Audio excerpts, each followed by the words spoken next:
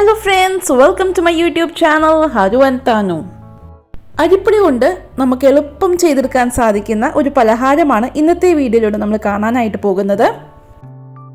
ആദ്യം തന്നെ ഒരു സോസ് പാനിൽ 3.5 കപ്പ് വെള്ളം നമുക്ക് തിളപ്പിക്കാനായിട്ട് വെക്കാം. ഇതിലേക്ക് നമുക്ക് ആവശ്യത്തിന് ഉപ്പ് ചേർത്ത് കൊടുക്കാം. ഈ ഒരു സ്നാക്കിന് വേണ്ടിയിട്ടുള്ള ഉപ്പാണ് ഈ ഒരു സ്റ്റേജിൽ നമ്മൾ ചേർത്ത് കൊടുക്കാൻ പോകുന്നത്. വെള്ളം നന്നായിട്ട് വെട്ടി തിളച്ചതിന് ശേഷം 10 വെളുത്തുള്ളി മിക്സിയിൽ അരച്ചത് നമുക്ക് ചേർത്ത് കൊടുക്കാം. നല്ല ഫൈൻ പേസ്റ്റ് ആയിട്ടാണ് ഞാനിവിടെ അരച്ചെടുത്തേക്കുന്നത്. 1 ടേബിൾ സ്പൂൺ വെള്ളം ചേർത്തിട്ടാണ് ഞാനിവിടെ വെളുത്തുള്ളി അരച്ചെടുത്തേക്കുന്നത്. കണ്ടോ, ഈ വെളുത്തുള്ളി അരച്ചത് തിളയ്ക്കുന്ന വെള്ളത്തിലേക്ക് നമുക്ക് ചേർത്ത് കൊടുക്കാം. ഇനി നമുക്കിതിലേക്ക് 1 ടീസ്പൂൺ കുരുമുളക് പൊടി കൂടി ചേർത്ത് കൊടുക്കാം.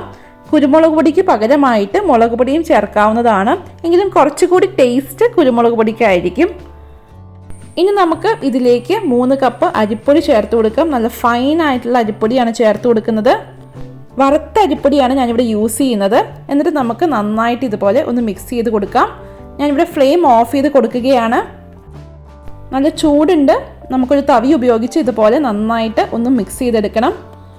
നമ്മൾ ചേർത്തിരിക്കുന്ന വെള്ളം കറക്റ്റ് ആയിരിക്കും. 3 കപ്പ് അരിപ്പൊടിക്ക് 3.5 കപ്പ് വെള്ളമാണ് ചേർത്തിരിക്കുന്നത്. ഒരേ കപ്പിൽ നമുക്ക് മെഷർ ചെയ്ത് എടുക്കാവുന്നതാണ്.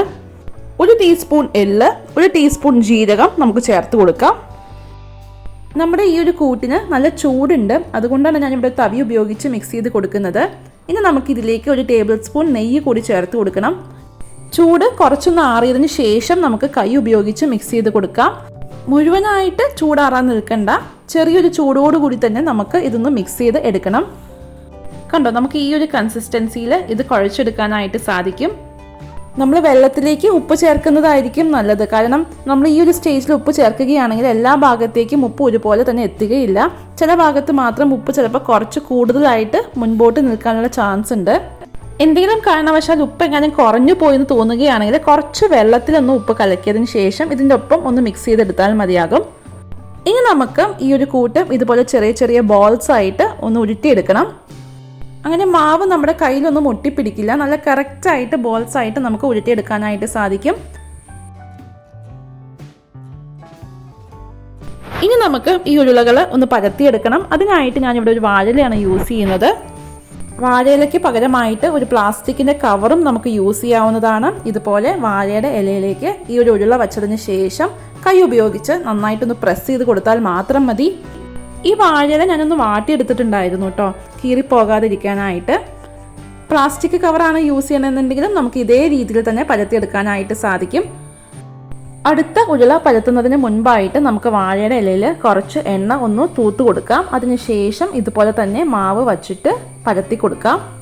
ഇതുപോലെ ചെറിയൊരു പ്ലേറ്റ് ഉപയോഗിച്ചും നമുക്ക് പരത്തിയെടുക്കാനായിട്ട് സാധിക്കും. കുറച്ചുരുളകൾ ഇതേ രീതിയിൽ നമുക്ക് പരത്തിയെടുക്കാം. ചൂടായ എണ്ണയിലേക്ക് ഈ പരത്തി വെച്ചിരിക്കുന്നത് ഇട്ട് കൊടുക്കാം. ഞാനിവിടെ കുറച്ച് കൂടുതൽ എണ്ണ യൂസ് ചെയ്യുന്നുണ്ട്, അതുകൊണ്ട് തന്നെ 5-6 എണ്ണം ഒരേ സമയത്ത് ഞാൻ ഇട്ട് കൊടുക്കുന്നുണ്ട്. എണ്ണയിലേക്ക് ഇതിട്ടതിന് ശേഷം ഉടനെ തന്നെ ഇളക്കാനായിട്ട് നിൽക്കേണ്ട. കുറച്ച് നേരത്തിന് ശേഷം നമുക്ക് ഒന്ന് തിരിച്ചും മറിച്ചും ഇട്ട് കൊടുക്കാം. ഒരു ഗോൾഡൻ കളർ ആകുമ്പോഴാണ് നമ്മുടെ സ്നാക്ക് നല്ല ക്രിസ്പി ആയിട്ട് കിട്ടുകയുള്ളൂ. അതുകൊണ്ട് നമുക്ക് നല്ല ഗോൾഡൻ കളർ ആകുന്നത് വരെ വെയിറ്റ് ചെയ്യാം. നല്ല ക്രിസ്പി ആയിട്ട് നമുക്കിത് വറുത്ത് കോരാനായിട്ട് സാധിക്കും. കുറച്ചധികം നാൾ നമുക്കിത് കേടുകൂടാതെ സൂക്ഷിക്കാനായിട്ടും സാധിക്കും. കണ്ടോ, നന്നായിട്ട് ഇത് പൊളച്ചു വന്നിട്ടുണ്ട്. വളരെ ടേസ്റ്റി ആയിട്ടുള്ളൊരു പലഹാരമാണ്. കുട്ടികൾക്കൊക്കെ കൊടുക്കാവുന്ന വളരെ ഹെൽത്തി ആയിട്ടുള്ളൊരു പലഹാരമാണ്.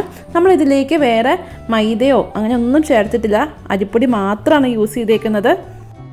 എൻ്റെ മക്കൾക്കൊക്കെ ഇത് വളരെയധികം ഇഷ്ടമായി. ചായയുടെ ഒപ്പമൊക്കെ നല്ലൊരു കോമ്പിനേഷനാണ്. നല്ല ക്രിസ്പി ആയിട്ട് നമുക്കിത് വറുത്തെടുക്കാനായിട്ട് സാധിക്കും. കുറച്ചുകൂടി ഒരു ഗോൾഡൻ കളറായിട്ട് വരട്ടെ. അതിനുശേഷം നമുക്കിത് എണ്ണയിൽ നിന്ന് മാറ്റാം. എളുപ്പം നമുക്ക് ചെയ്തെടുക്കാൻ സാധിക്കുന്ന വളരെ ടേസ്റ്റി ആയിട്ടുള്ള ഒരു 4 മണി പലഹാരമാണ്. തീർച്ചയായിട്ടും ഒന്ന് ട്രൈ ചെയ്ത് നോക്കണം. ചായയുടെ ഒപ്പം നല്ല കിഡിലൻ കോമ്പിനേഷനാണ്. ഇത് ഒട്ടും തന്നെ എണ്ണ കുടിക്കില്ല, ആ ഒരു ടെൻഷനേ വേണ്ട. ഇതേ രീതിയിൽ തന്നെ നമുക്ക് ബാക്കിയിരിക്കുന്ന കൂട്ടും വറുത്തെടുക്കാവുന്നതാണ്.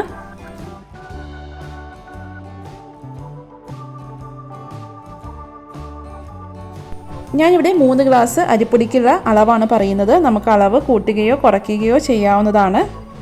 കുട്ടികളൊക്കെ ഉള്ള വീട്ടിലാണെങ്കിൽ നമുക്ക് കുറച്ച് കൂടുതൽ ഉണ്ടാക്കി സൂക്ഷിച്ച് വെക്കാവുന്നതാണ്. എയർ ടൈറ്റ് ആയിട്ടുള്ള ഒരു കണ്ടെയ്നറിൽ വയ്ക്കുകയാണെങ്കിൽ കുറച്ചധികം നാൾ കേടുകൂടാതെ സൂക്ഷിക്കാനായിട്ട് സാധിക്കും.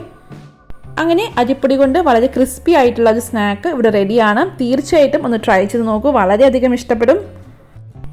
ഈ വീഡിയോ ഇഷ്ടമായെന്ന് പ്രതീക്ഷിക്കുന്നു. Please like, share, subscribe to my channel. Keep watching Haru and Thanu. By.